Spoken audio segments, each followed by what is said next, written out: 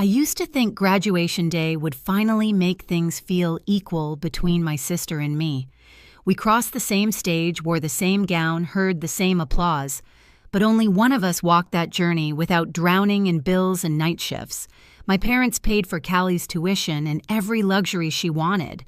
All I ever got was the same line they'd repeated my whole life. You were always the strong one.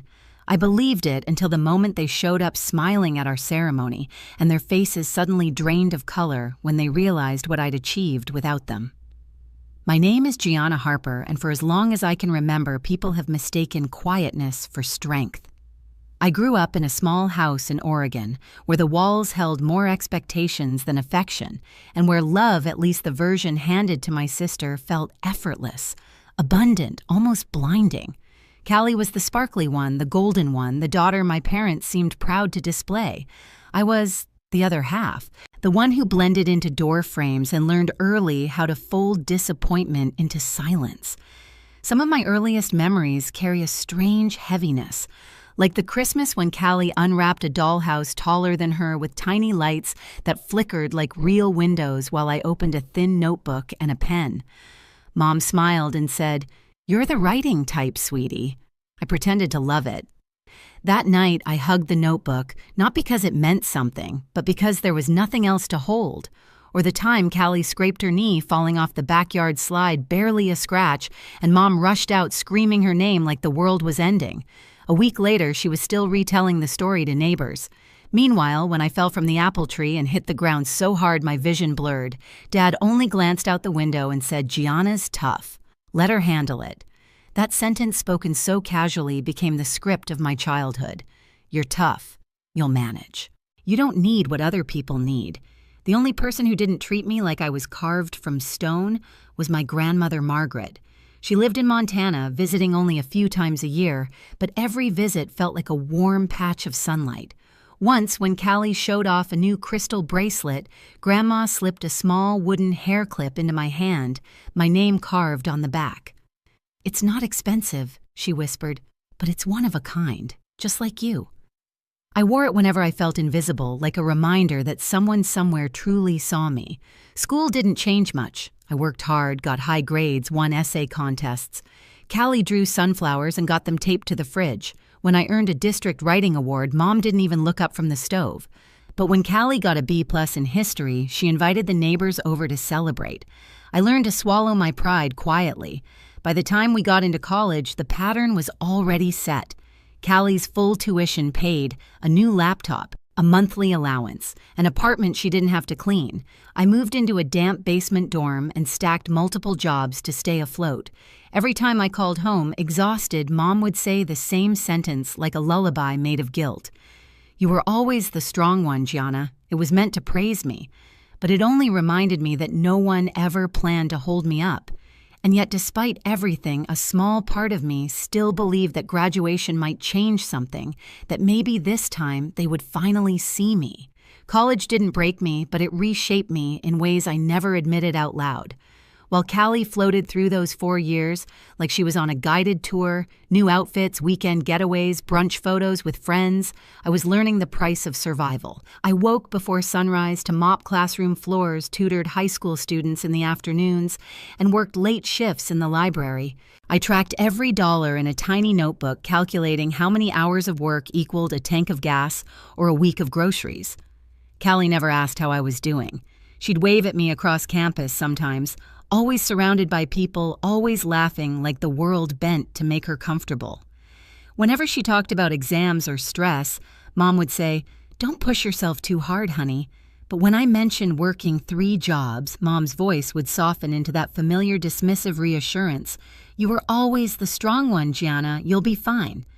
Strength in her eyes meant I didn't get to need anything.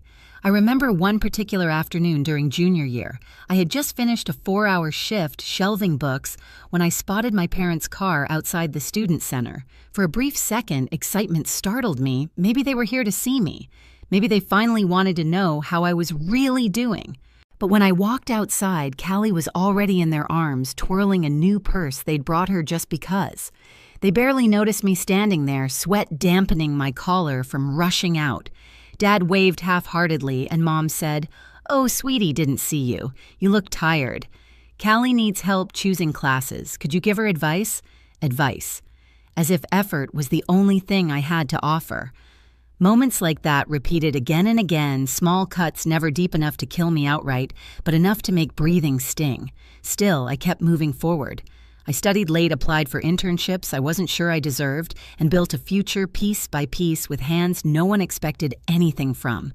By senior year, I had stopped waiting for my parents to ask about my accomplishments. When I got selected for an advanced accounting seminar, I celebrated alone with a cheap muffin from the campus cafe. When a professor pulled me aside to praise my analytical work, I smiled quietly and rode home on a bike with rusting spokes. Graduation loomed like a finish line and a funeral all at once, the end of being overlooked, but also the confirmation that nothing I did had changed the way my parents saw me. Callie, meanwhile, talked nonstop about the photo shoot she planned for commencement. Mom already had her dress picked out. Dad joked about crying when Callie crossed the stage. I wasn't part of any of those conversations. Somewhere inside, a quiet truth began to settle. If they hadn't seen me, by now they never truly would. The week before graduation was supposed to feel triumphant, but for me it felt strangely hollow.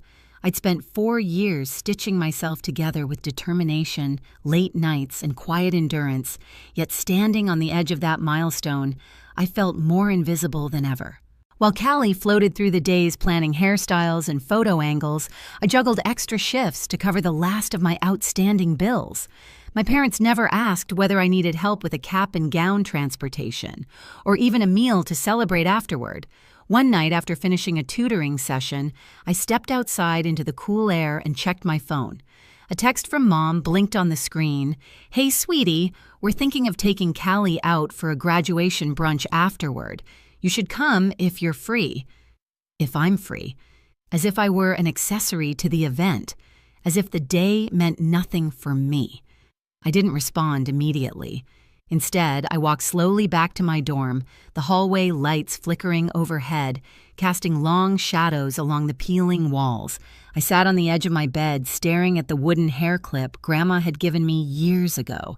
I hadn't worn it in a long time. It reminded me too much of wanting things I didn't believe I deserved. But that night, I held it differently. Not as a reminder of loss, but as a reminder of truth. Someone had once seen me clearly. The next morning, something shifted. Not anger, just clarity. I opened an email I had saved for weeks, a confirmation that I would be receiving a departmental award during the commencement ceremony. It wasn't flashy, but it mattered.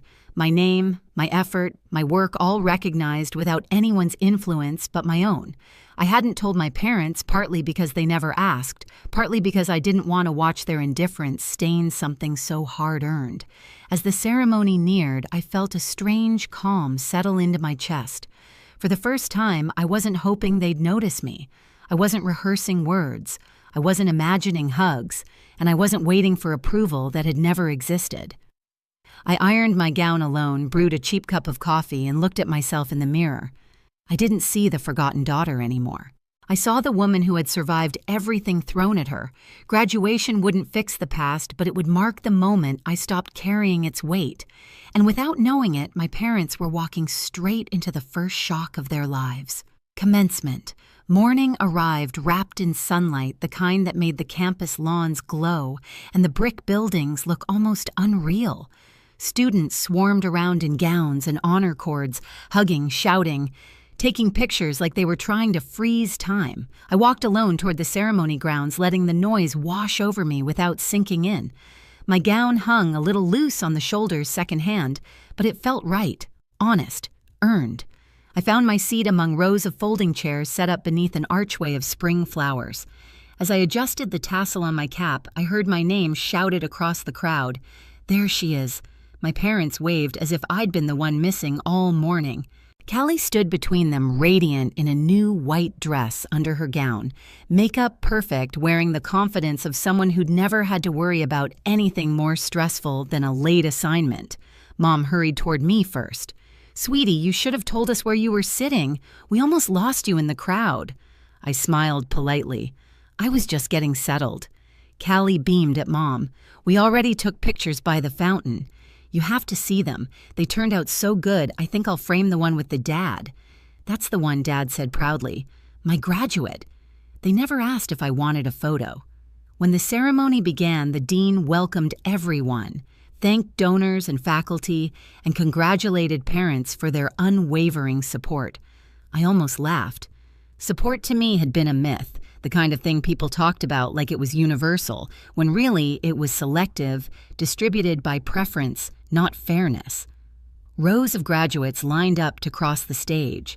My stomach tightened with anticipation, not fear, but something sharper. I knew what was coming, even if my parents didn't. When Callie's name was called, Mom gasped dramatically, clutching her hands to her chest. Dad stood to take a dozen pictures. Callie walked with the practiced grace of someone performing for the camera. She blew a kiss toward them before stepping down.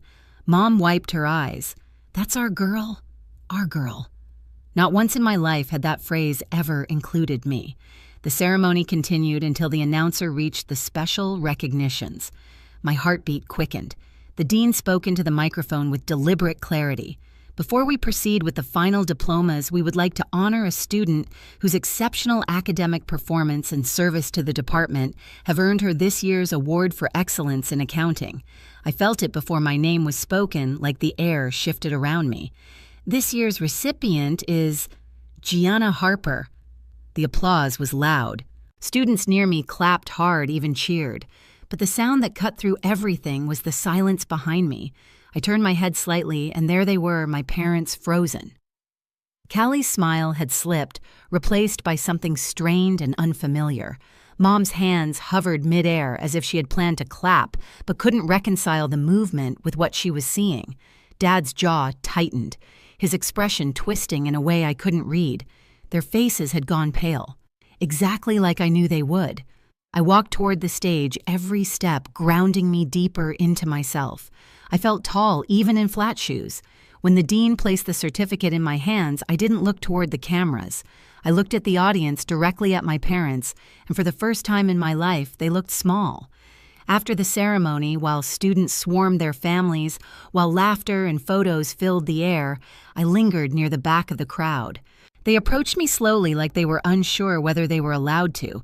Mom spoke first. "Gianna, why didn't you tell us?" Her voice wasn't soft, it wasn't proud. It was bewildered, like my success had interrupted a story she thought she controlled. I met her eyes. "You never asked."